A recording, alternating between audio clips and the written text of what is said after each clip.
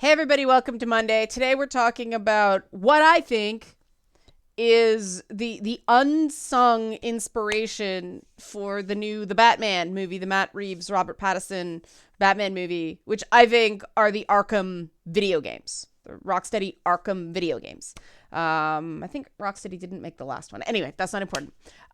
Yes, I know these are not official direct inspirations for the Batman. This is the fun thing about talking anything involving comics, and especially Batman. You say one thing that, the hardcores disagree with, and you get actually up the wazoo. Please, I beg you, do not get lost in tangents here.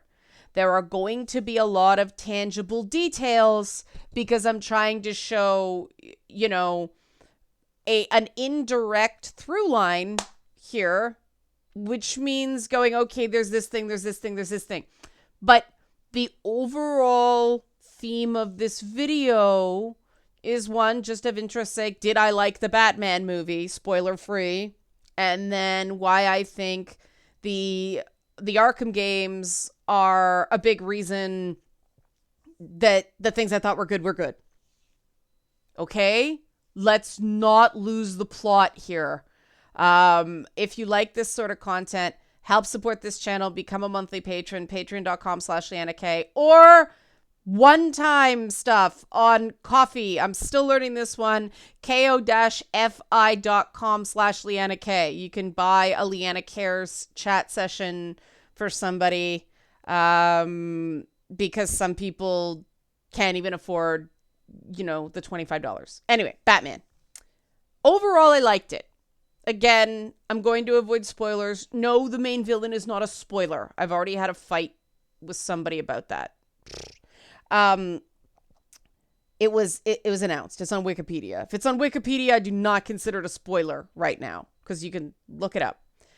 But overall, I liked it. I found the beginning incredibly slow. I think it took too long to get into it. And there was too much of that 89 Batman movie feel, which I maintain was a Too Many Cooks film that was more of a Joker movie than a Batman movie. Batman Returns was where Tim Burton and Michael Keaton really hit their stride. Even though there are some great scenes in the Nicholson-Keaton Batman film, I really think Batman Returns was what Tim Burton wanted to do. And as cheesy as that movie was, I thought it was still enjoyable. I admit some of the dialogue super hokey. It's cornball. It's still enjoyable. Then, of course, there were the Schumacher films. The less said about those, the better. But for a lot of people, that became the most recognizable version of certain, especially Batman villains, since the Adam West TV show. And then we have the Nolan films that went super dark, and not even dark in the way that the comics did. And the Batman movie... The Batman movie is interesting because it certainly draws from the 40s era detective comics where he was actually a detective. And I like those stories, like his alter egos, like Matches Malone and stuff like that. Definitely the same, the return to the detective stories of the 1970s in the comics. Definitely a ton of mid to late 90s influence from the comics, notably The Long Halloween and No Man's Land. So how does that all mash together? In some places really well. You're sort of suspended in this timeless through the generations. You're looking at a car from the 80s next to an old classic 60s style Corvette, and then there's a more modern car, and then it's this layers of Gotham. Other times it doesn't work at all because they're taking a cultural touch point from one decade and slapping a very modern year on it, and it makes you think too hard. Any point in the Batman movie where you are logically thinking about what's going on is not the best. It's very stylish. The characterizations are overall very good, ranging from, pretty good to excellent. The logic or lack thereof is not internally consistent, and that's my biggest criticism of it. Like I said, this is why I say I like this. I didn't like this. I liked the second Keaton Batman film with Michelle Pfeiffer. Like, I loved that movie when I was a teenager. I recognize it's cheesy. So it's not that I need it to be gritty realistic. I did not find the Nolan films realistic, and I found them too gritty. I don't need superhero stuff to be realistic. In fact, I prefer they're not. And that's where I come to the Arkham games, that at its best moments, the Batman sort of lands where the Arkham games do. The characters, for the most part, are really well conceived. The environments are an interesting mix of, old school Batman homage flourishes from the different eras of the IP without becoming so like the set piece is the point, the way the second Burton film went. Even the first Burton film when it was good, I mean, with the giant rubber duckies and everything like that. Not there's anything wrong with that. It's just, I think if you're trying to set up who a new Batman is, that distracts. Nicholson dominated the 89 film. It was supposed to be Batman, not Batman and the Joker, or the Joker and Batman. And it was much more a Joker movie than a Batman movie. The Batman doesn't make that mistake. And the Arkham games, I think, have a better balance, both in terms of the character of Batman and the violence, to get that sort of visceral action rush without it being, Tim Burton putting guns on the Batmobile, which what? Or, the Batmobile being this ridiculous urban assault vehicle that's tearing up the city in the Nolan films. And I know people love the Nolan films. They just were not my thing. I watched them all. I saw the first one twice. Other than Heath Ledger's Joker. I think I saw the second one twice too, but none of them stuck with me. They're like, whoosh, out of my brain. Okay, I vaguely remember Bane. That was Tom Hardy, right? Now he's Venom, so I'm confused. But they didn't stay in my brain. Parts of the Batman will stay in my brain. And part of that is the visual sense. Part of it, the visual sense, is overdone. There are a few moments I'm like, woo, they could have pulled that back a little bit. Mainly interiors of Wayne Manor. I know what they were doing. They were trying to make it look like bats and all that stuff, but I thought it was overdone. Like, yikes, who would live there? That might be deliberate. Why is a spoiler? But the fact that we have a Batman that's not a complete dickbag, which, sorry, Christian Bale fans, I found Batman, I found the Christian Bale Batman to be a complete dickbag, and I didn't like it. The focus in the Batman is on Batman, not... There's enough Bruce Wayne for it to work, but I like Batman movies to stay focused on Batman. When it gets too navel-gazing on Bruce Wayne, I start getting irritated. They do enough that it's interesting. They do some cool things with Bruce Wayne. But he doesn't overstay his welcome. Like the Arkham games. Those are Batman games, right? they get into the characters, they get into the backstories of the characters. You feel like the characters are consistent. In the Arkham games, there are issues in the Batman. And again, spoilers, but um, the Arkham games to me are just the most overall successful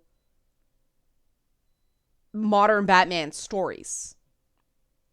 One, because I found the Nolan films stripped a lot of the sexy lady quotient out of Batman, and to me it's not Batman unless there's a sexy lady quotient.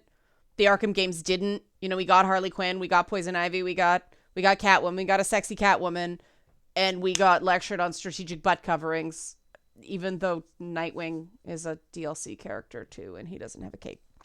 But the Arkham games are the most recent modern take on Batman that I thought actually got everything instead of that very sausage party-y, very militaristic, testosterone soaked Nolan stuff. If you liked it, great. I just need the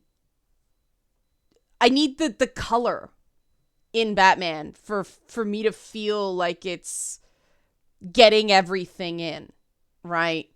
And I mean, Zoe Kravitz is very, very sexy in the Batman. There are a couple places I think not so much that they overdo it, but they do it wrong. I think that they handle it better in the Arkham games. But that's a quibble. I'd watch her again. I'd watch Robert Pattinson again. I'd watch Andy Serkis as Alfred again. I liked that version of Alfred. You can believe he's, ex SAS. And this is when we get to the villain. And some people have said this is a spoiler. I don't consider it a spoiler.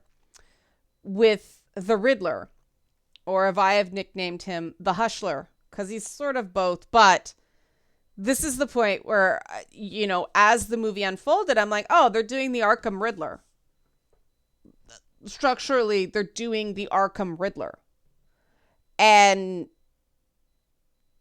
because Arkham figured out how to give the Riddler menace and make him scary when previously he was, a goofy Super Friends villain and then a goofy Jim Carrey character, and I'm sure there were and then Goofy on the Adam West Batman series, and I think the Adam West Batman series is actually before the Super Friends, but the Riddler's always been goofy everywhere but the Arkham games. Parts of the comics. I haven't gotten to the comics, like, again, Long Halloween, No Man's Land, that era, like 96 to 99 in Batman comics and then like the 70s and then the 40s is where the movie lands. But it was that menace that the Riddler has, because he seems to be just everywhere in the games, and have to solve these puzzles to free hostages, and he's creepy talking in your ear. It really worked for me. It made me realize that you can make the Riddler scary. The same way the Tim Burton film showed that you could go surrealist with the Penguin. I kind of like the way the Arkham games handled the Penguin. They sort of split the difference. They didn't go like straight up monster, but they went sort of surrealist mob boss. And that's sort of where the Batman lands too. But yeah, it's that Riddler as antagonist. In some ways in the Arkham games, the Riddler is like this through line in terms of somebody who's really messing with Batman. And the fact there's like something like 400 Riddler puzzles in Arkham City, he was such a huge part of the experience for me in those games. And that and the way Batwoman, Catwoman moved around the city in those games. I saw a lot of moments in the Batman movie that felt pulled right out of the game in that regard. And I won't spoil them because they were moments I kind of went, okay. because I didn't know they were coming. But there is definitely the DNA of the Arkham games in the Batman. And I think this is important to take stock of, especially since, we've got an Uncharted movie out right now starring Tom Holland that seems to have some legs. I haven't checked box office, but it hasn't just completely disappeared right away. So I guess it's doing okay. I haven't seen it yet. I haven't had a chance. My mother wants to see it, so I'm trying to coordinate with her. And then we've got definite moments of inspiration in Spider-Man No Way Home with the Insomniac Spider-Man games. And now we've got definite video game influences in the Batman. And yet video games still have this massive inferiority complex when it comes to film and television. And I felt like we shouldn't have that for a long time. But now I actually have some tangible details that, guys, we have to stop treating video game storytelling as inherently inferior to film and television, since film and television keep borrowing, at least in terms of visual language, from video games, but also characterizations and how to tell stories in a certain way, where to find the line in terms of, for instance, sexy Catwoman.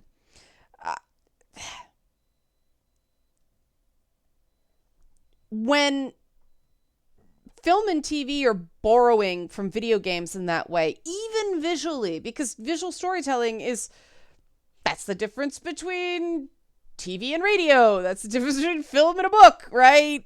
Visuals. Okay, sound too.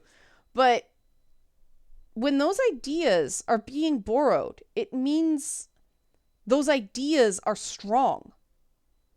And we keep acting like somehow interactive storytelling is inferior, and the critical focus seems to be rewarding narratives in games that are most like movies as possible. And I really think that's wrong-headed, because you can only tell one story with one beginning, one middle, and one end in a film or a TV show. But you can have multiple endings and multiple midpoints, and in some cases, multiple beginnings. Dragon Age Origins in a video game. Yes, those become completely different types of stories. Absolutely. Different types of stories. But the fact that the narratives and the character moments are strong enough for movies and TV shows to be, I don't think there's anything from Mass Effect left, the original Mass Effect trilogy, that has not been stolen by some TV show or movie. Not a single, original design nor original audio thing that hasn't been stolen by something. That corpse has been picked clean. But even with the superhero stuff, right? The fact that these standalone games are coming out with their own stories, and they're holding their own narratively next to the movies and the TV shows. And in many ways, the movies and the TV shows are borrowing. I mean, I think the Tim Burton Alice in Wonderland live action, that was a watershed, because, he didn't attempt to deny he was inspired by the American McGee's Alice video game, right? Obviously, there's a lot of back and forth borrowing, right? But that's like Kurosawa and Star Wars, right? When something's good, yeah, it does get borrowed culturally back and forth. And a big problem in video games has always been that inferiority complex regarding storytelling. And I don't know how much evidence we need that should stop, but in my opinion, I think there's enough now. Because here's the difference to me between a really good superhero movie and a really good superhero game. Okay? A good superhero movie, and this is what the Marvel formula was until the most recent wave. What are we in, like wave 4 or something like that? in the MCU. But the first couple waves, it was make a definitive Iron Man movie. Now make a definitive Thor movie. Now make a definitive Captain America movie. Distill the essence of that character. Same thing on the DC side when their television properties work. You know, make a definitive, make a distilled. Distilled is better. Distilled is a better word. Make a really distilled version of each of these superheroes. That's what that's what Batman the Animated Series did so well. That's what Bruce Timm's Justice League cartoon did so well. Just distill these characters down to their essence, pulling from decades of stuff. Put it all together in a way that makes sense, that is fairly simple. Tell a distilled story. That's what makes a film work. The issue with this current wave of Marvel stuff is let's do a Marvel version of the Americans. Let's do a Marvel version of, you know, classic sitcoms. Let's do it. It's becoming very structural instead of let's distill down to the character. And, you know, the more successful ones, Shang-Chi and then, you know, Spider-Man, Sony, but hey, it's a Marvel movie. Like, they're focused on that character and who they are, and they're laser focused on that. You know, what would Spider-Man do? Whereas a game actually needs reasons to have this, you know, 30 to 60 hour experience where the character drives the action as opposed to the action reflecting upon the character. They are very different things. I don't have the time to sort of explain, like, character motivations in video games are basically the rule book. Why are you doing all these things? Well, because, you know, Batman wants to save Arkham from the Joker. There you go. Okay, that's the win condition, right? That's your victory condition. It's not first to 21 points. It's Batman beats the Joker. Same thing structurally. You don't have to... It's probably better if a viewer of a movie knows what the victory condition is, but you can play with that more than in a video game, especially in terms of submissions, because in a video game, the player has to know what the heck they're doing, right? Or it seems pointless and it's not fun. I don't know what to do. I'm going to go play something that makes more sense. And so in doing that, instead of packing this really distilled experience into a movie, you are unpacking the character and okay, let's have Spider-Man or Batman, you know, have this experience here and then this other thing over here, and so they can do a really good Joker story and a really good Riddler story and a really good Catwoman story and a really good Harley Quinn story and even, you know, a decent Hugo Strange, you know, Ra's al Ghul reference. I thought Poison Ivy could have been done better in the Arkham game, but I'm just too close to that character. You know, great Killer Croc sequences. Everybody gets their moment. In a way where if you put too many of those in a movie, it loses cohesion. That was a spectacular thing, pardon the pun, about Spider-Man No Way Home, is the way every villain sort of got their moment and it didn't seem to come apart at the seams. Whereas in the games, because you can devote more time, you can unpack these characters and create a new, interesting, workable take on these characters we've seen a million times. And that's how I think the Arkham games managed to figure out how to make the Riddler scary. And the Batman borrowed that. Because, yes, the Riddler has had more menace in the comics, but you can't hear him, right? There's no movement. It's all just drawn stuff. The video games are the only real original work that made that succeed. And I think that what really made, you know, the Batman feel like a hybrid superhero detective movie was that, oh, it's a crazy villain, but it's larger than life and you sort of understand where he's coming from, but he's big and broad and scenery chewing enough to be kind of fun, even though he's scary. Like, what's his name? Patrick Dano, something like that. He was great. As the Riddler, Hushler, as I called him. But he sort of tied the whole thing together, and when the plot started to get a little too impressed with itself, he moves things along again, right? He kept the action moving. And so there could be these moments where you could go, oh, here's what Robert Pattinson's Batman is about, and here's what Robert Pattinson's Bruce Wayne is about. And they could linger, and then Riddler moves the plot along. And for the most part, that works really well. There's a couple of very stupid moments that made the ending kind of muddled for me. But what never got lost was the character parts. And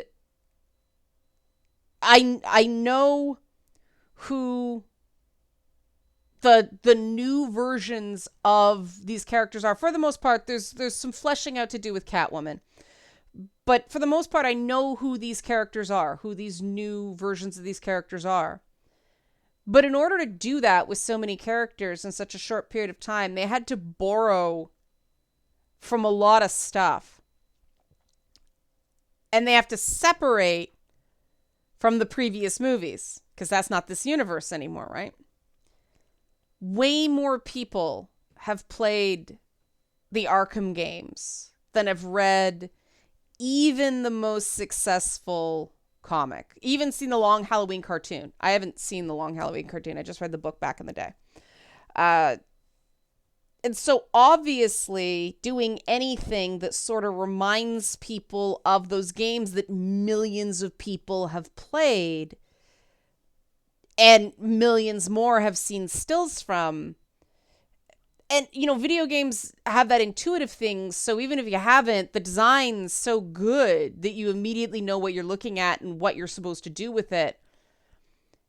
And even though The Batman is still a very, very, very long movie, and the beginning and ending dragged for me, they still got a shit ton done in a relatively short period of time using those very effective shorthands that were refined and dare I say, perfected in the Arkham games. And so even though the Arkham games are not an official source of inspiration, even though I retweeted a very, very funny thing with Robert Pattinson allegedly going on about Sonic Adventures 2 being his inspiration for Batman. Very funny. But those games are a big part of why it works.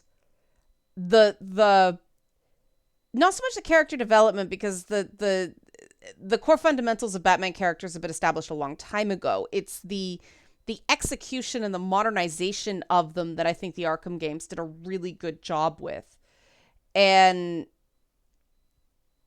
they are much more modern than any of the source material for the Batman movies, so I cannot believe they were not a part of it. So that's my treatise on the parts of the Batman that work because they're a lot like the Arkham games. Now again, don't put words in my mouth. Overall, I enjoyed the movie. I did not think it was perfect, okay? But overall, I enjoyed the movie. Stay calm. I know Batman fans are excitable. All right, if you like this sort of thing, help support this channel, become a monthly patron, patreon.com/LeannaK, or the coffee link in the description box for a one-time donation. Thanks for watching.